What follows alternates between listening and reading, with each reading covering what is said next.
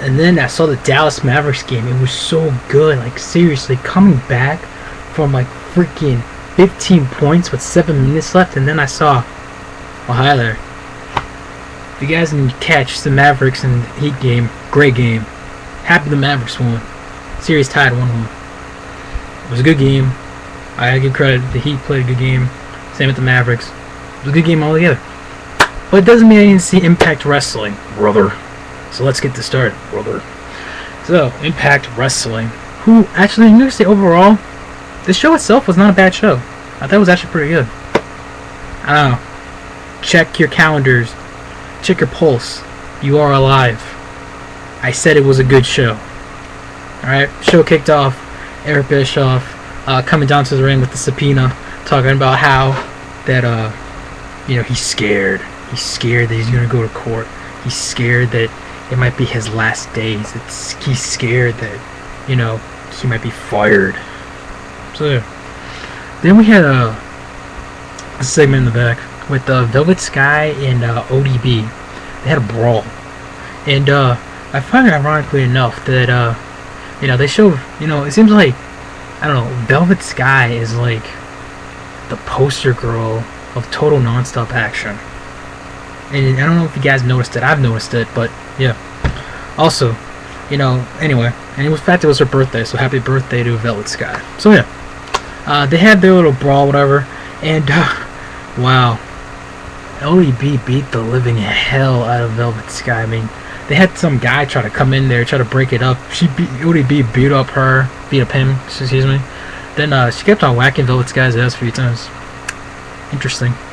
Then there was one point that I think Velvet's like wearing like a black shirt, whatever, and then ODB dumps water on her, and then takes her shirt off, and the next thing you know, Velvet Sky's in the middle of her ring in her bra and panties. It's like, whoa, hello there, Velvet Sky. And then ODB took the shirt, wrapped it around Velvet's neck, and basically choked her out.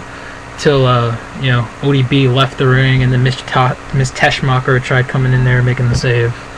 But yeah, I've always said about Velvet Sky, she's definitely not the best wrestler TNA has to offer, but she does make good promos in the fact that she knows how to sell getting her ass kicked, know that much. So yeah. Then we had interesting. Then after that we had Eric Bischoff come back to the ring, talking about how the beer money,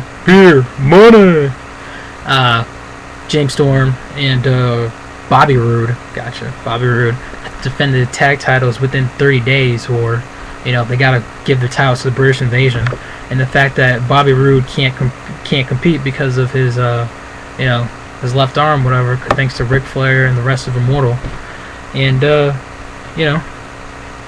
then comes out Alex Shelley, and it's thinking, okay, Alex Shelley comes out, says that Chris Sabin's going to be out for the rest of this year due to the ACL, MCL. That sucks. So no machine guns for the rest of 2011. Sucks. But Alex Shelley talked about how that he and his partner Chris Sabin had a 5 great matches in a row with Beer Money last year. Remember that, the best of 5 for the tag titles? Those were all good matches. Very good matches. And then he talked about how he respects Beer Money and the fact that he wants to take Bobby Roode's spot in the match at Slammiversary. And Eric Bischoff's like, you can't do that. And then actually I said, the network said I could, and then Eric Bischoff's like, you just made my shit list. So yeah, Alex Shelley and James Storm versus the British Invasion at Slammiversary tag titles. I'm telling you, Slammiversary actually looks good, believe it or not. Their card, the match card actually looks pretty good. So yeah, not bad. And what else? Oh yeah, Alex Shelley said instead of beer money, it's going to be gun money. Okay. Then we had Crimson versus Matt Hardy. Match was pretty good, not too bad actually, believe it or not. It was a good match. Crimson hits the Sky. What is that called? Sky Drive? Whatever that's called. So the undefeated streak continues. Then came out Samoa Joe. Crimson speared him. Then Joe ran away. So yeah, pumps up for the match, not this Sunday, but next Sunday at Slammiversary between Crimson and Samoa Joe, which should be a good match. Should be good. Then we had Angelina Love versus Miss Teschmacher. Miss Teschmacher, let me tell you something, aka Brooke Adams. She's impressing me, believe it or not. I think that she's getting better in the ring. Something that Lacey Von Erich, last year couldn't do. Get better. Her gimmick is reminding me a lot like Candice Michelle. I just found that interesting. But yeah, Angelina Love hits some maneuver I've never seen in my life. It was like some weird version of a backbreaker on Miss Teschmacher 1, 2, 3. Your winner, Angelina Love, and they're like, oh, Angelina Love, is she going to be able to do this to Mickie James at Slammiversary for the knockout title, which also should be a good match. This whole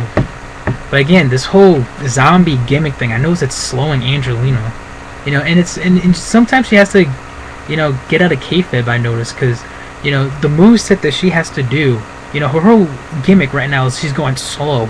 She can't go slow. It's the facial expression. She's like you think that she doesn't want to do this, but yeah. Then we had a match of Mr. Anderson, who was obviously trying to look like Sting, versus the Great Muta, aka Eric Young. The match itself was alright. It was decent. Gunner came out to try to distract Eric Young. Mr. Anderson tries to hit the Scorpion Death Drop. Then Eric Young spits the green mist in his eyes, rolls him up. 1, 2, 3. Your winner, the not so great Muta, aka Eric Young. And then Gunner and Mr. Anderson start beating up on Eric Young. Sting comes up to save. Sting beats up Gunner, chases after Anderson. Anderson leaves. So yeah, not too bad there. Again, built up a feud for. I'm telling you, I'm liking this whole Mr. Anderson copying Sting thing. He's just doing good in my opinion with the whole mind games. Wow, this video's getting a little long. Then we had Kendrick versus Kazarian, the number 1 contender for the X Division Championship. Was held by Abyss. The match itself was pretty good, very entertaining. They did have to do a draw, however, but it was later on moved to an extra 5 minutes, which seemed good at the time. Until about 5 seconds later, we had Mr. One and Only Abyss come down.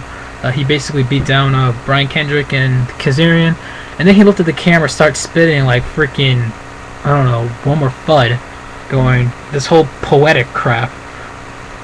Oh yeah, the sunders of the trees and the mountains. The X Division's dead. Okay, buddy. And we had a promo between Bully Ray and AJ Styles. Pretty good. AJ Styles said what he needed to say. Same with Bully Ray. That was interesting how Bully Ray is like, yeah, this is your house, a house of rednecks. Yeah, that sounds about right. But I think their match should be okay at a Slammiversary. I know AJ's and Tommy Dreamer's match wasn't that bad at Sacrifice, but I'm pretty sure this would be better. And also, the match would be a last man standing match, so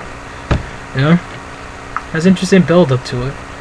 And then we had Scott Steiner and Jeff Jarrett teaming up versus Kurt Angle and Matt Morgan. I found this very ironic. Why? Because why did Kurt Angle bring Scott Steiner in to stop Jeff Jarrett and the rest of Immortal? Now all of a sudden they're all hunky-dory friends. The match itself, okay match. The main part, the highlight of the match basically was, Kurt Angle chasing down Jeff Jarrett, hits the ankle lock. Karen Jarrett comes out, starts yelling at Kurt.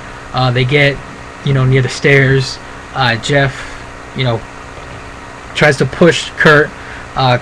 Jeff Jarrett and Karen fall down the stairs, especially Karen. You see Karen just lying there, looks like she's dead. It's like you thought RVD was bad last year with the whole effing show from Abyss. You ain't seen nothing yet, so you saw this. Kurt Angle saying, it's your fault, it's the wife of my kids, what is wrong with you? And it's like Jerry Springer, they're freaking bleeping each other out back and forth. But yeah, which again leads more to the feud at Slammiversary, which hopefully will end this feud. This feud has just gone way too damn long. Last but not least, we had a Hulk Hogan Eric Bischoff promo. Again, Eric Bischoff worrying in the ring, saying about subpoena, saying, "Oh, I might get fired. I might get fired. This might be the last time I'm on television with you." And then Hulk Hogan's like, "Brother, give me the papers, brother. I want to see what you got, brother. Let's get this over with, brother. Come on, brother. We can do this. We've taken over this company, brother." And then he starts reading it for it takes him 10 minutes to read it. Then he finally gets to the point, saying that Mick Foley is fired by the network. He is fired. By the way, I like how he said it like Vince McMahon. I swear, Hulk Hogan tried to pull a Vince McMahon when he's saying that he was fired. He's like, "You're fired, brother. Dude, your brother fired, dude." So, that was the end. And then, literally, Impact ends on this line. And I quote, from Eric Bischoff, "This is the happiest moment in my life." I just found that interesting for some odd reason. So yeah, that was Impact Wrestling, brother. Like I said, it wasn't too bad. That was actually pretty good.